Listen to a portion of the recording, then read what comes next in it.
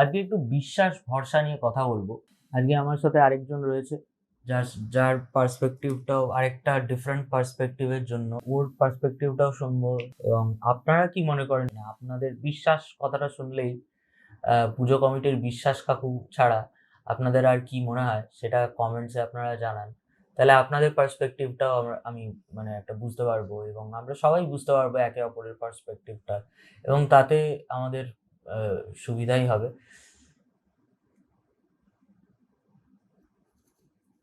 কি হলো? কি হলো? মেলো?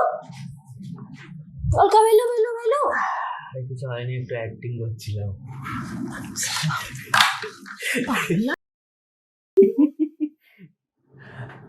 আসলে এটাই বোঝাতে চাইছিলাম যে এই যে আমরা নিঃশ্বাস নিচ্ছি,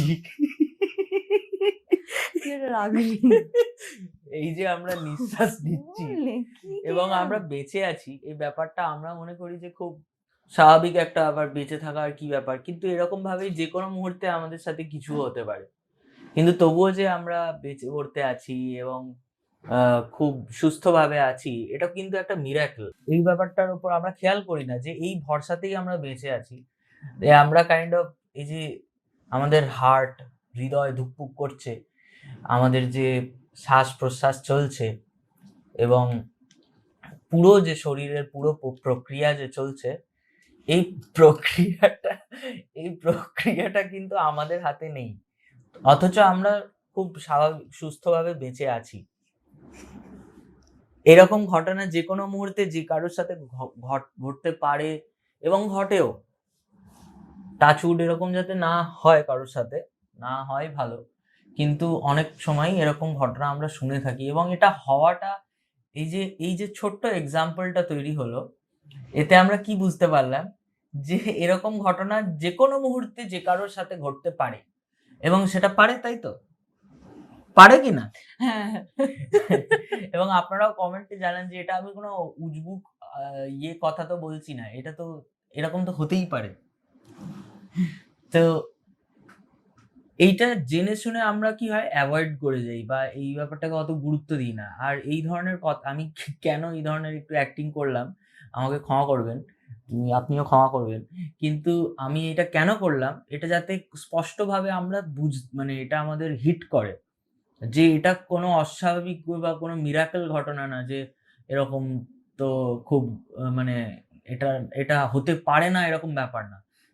তো এই যে জিনিসের উপর ভরসা করে আমরা বেঁচে আছি, আমাদের জীবনযাপন করছি এবং নানান বড়, বড় এক্সপেকটেশন তৈরি করছি, এবং নানান যে ভার আমরা কাঁধে নিচ্ছি যে আ আমাকে তো এটা করতে হবে, আমাকে তো রোজগার করতে হবে, আমাকে তো খাবার জোগাড় করতে হবে হোক, বা আমাকে তো রান্না করতে হবে, আমি বাজার না আনলে রান্না কি করে হবে?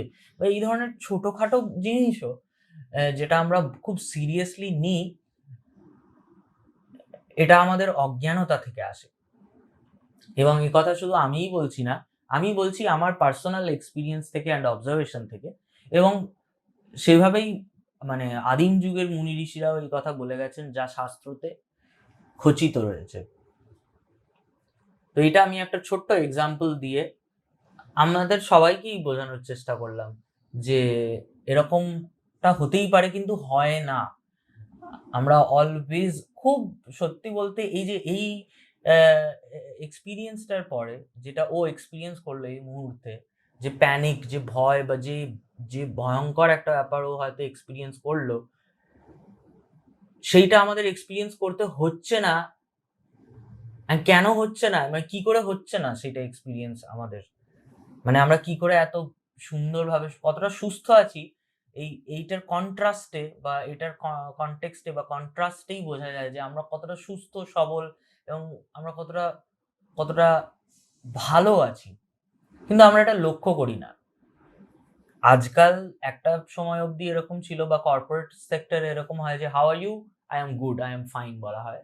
বাট সাধারণ ক্ষেত্রে যদি বন্ধুদের জিজ্ঞেস ভাই কেমন আছিস, সে বলে যে আর বলিস না, হ্যাঁ ভালো আছি, এই প্রবলেম, ওই টাকা কম, বা ওই নেই বা সেই নেই, বা এখানে ইএমআই এ এত চলে গেল। আমি বলছি না তারা মিথ্যে কথা বলছে, বা তাদের মধ্যে ওই প্রেশারটা নেই।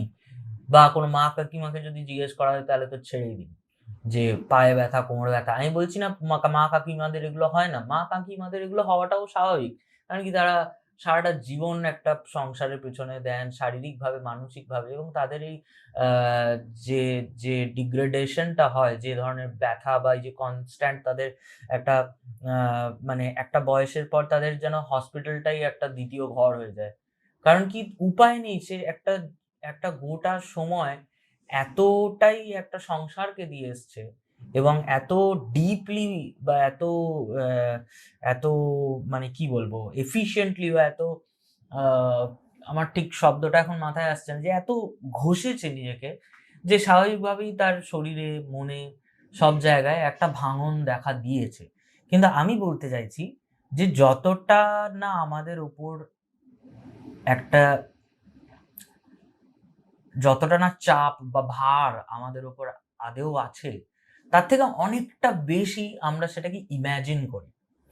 আর এই ইমাজিনেশনটা বা ইলিউশনটা যখন আমাদের ভেঙে যায়, তার পরবর্তী মানে ভেঙে গেলে যেটা পড়ে থাকে, সেটা যখন সরে যায়, ইলিউশনের চাদরটা বা ভ্রমের চাদরটা যখন সরে যায়, তখন যেটা পড়ে থাকে সেটাই হচ্ছে বিশ্বাস, বা সেটাই হচ্ছে আদতে ভালোবাসা, এবং সেটাই হচ্ছে আসল বিশ্বাস বা সারেন্ডার।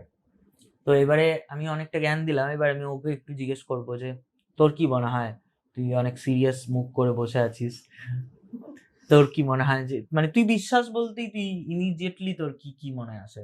বিশ্বাস কথাটা তো আমার যেটা মনে হয় যে ট্রাস্ট হুম ট্রাস্ট করা। হুম এবার ট্রাস্ট করাটাকে যদি এবার ব্রেক ডাউন করি, বা ট্রাস্ট অ্যাকচুয়ালি কি, এখন এই ইয়েতে আমার মনে হয় ট্রাস্ট হচ্ছে এটাই, যে ছেড়ে দেওয়া, হুম দেখা যে কি হচ্ছে।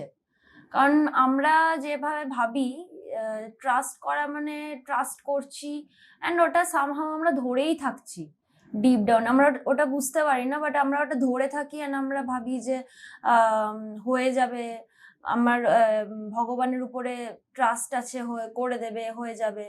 বাট আমরাই ওখানে মানে ওটা নিয়ে ভাবছি, আমরাই ভাবছি যে আমরাই কাজটা করছি, কিন্তু মুখে বলছি যে হ্যাঁ ভগবান করবে বা ওই। কিন্তু এখন আমি যেটা বুঝেছি যে ট্রাস্ট মানে হচ্ছে যে ছেড়ে দাও অ্যান্ড ফ্রি হয়ে যাও মেনলি আরো। তো এটাই। হুম সেটাই, তুই খুব সংক্ষেপেই ব্যাপারটাকে খুব সুন্দরভাবে বললি। এবং আমি জানতে চাই যে আপনাদের কি মনে হয়, মানে আপনারা কি মনে করেন ট্রাস্ট বলতে কি, বা ভরসা, বিশ্বাস, এগুলোর ব্যাখ্যা বা সংজ্ঞা আপনাদের কাছে কি, সেটা নিশ্চয়ই কমেন্ট বক্সে জানাবেন। এবং আমি ছোট করেই এই ভিডিওটা আজকে করলাম, এই নিয়ে পরবর্তীকালে আরো বিস্তারিতভাবে করব, নিজের কথাগুলো রাখবো। আজকে আর বেশি কিছু বলছি না, এইটুকুই থাক। এবং আপনাদের কি মনে হয় এটা নিয়ে নিশ্চয়ই কমেন্টসে জানাবেন। এবং আমাদের এই আহ, কথাবার্তা বা এই আলোচনা, এইগুলো আমরা তো খুব এনজয় করি, আপনিও এনজয় যদি করেন তাহলে একটা লাইক করবেন, যাতে আপনার মতো যারা আরো এনজয় করে এই ধরনের কন্টেন্ট, তারা যাতে এই ধরনের কন্টেন্ট পায়। কারণ চারিদিকে তো যে ধরনের কন্টেন্ট ফিডে আসে সেগুলো তো খুব একটা স্বাস্থ্যকর নয়। তো এই ধরনের আলোচনা আমার মনে হয় আমাদেরকে অ্যাজ আ হিউম্যান বিইং, আমাদেরকে আরো স্ট্রং বানায়, আমাদেরকে আরো আরো উন্নত করে। টেকনোলজির উন্নতি একদিকে, আর মানসিক এবং মস্তিষ্কগত এবং মানে কি বলবো ওটাকে, এক্সপিরিয়েন্সিয়াল যে উন্নতি, সেটা আরেকটা দিকে। যদি আপনাদের ভালো লাগে তাহলে একটা লাইক অবশ্যই করবেন, এবং এই ধরনের কন্টেন্ট ভালো লাগলে সাবস্ক্রাইবও করতে ভুলবেন না। ধন্যবাদ এতক্ষণ দেখার জন্য। আহ দেখা হচ্ছে পরবর্তী ভিডিওতে আবার। সবাই ভালো থাকবেন। বাই করে দাও সবাইকে।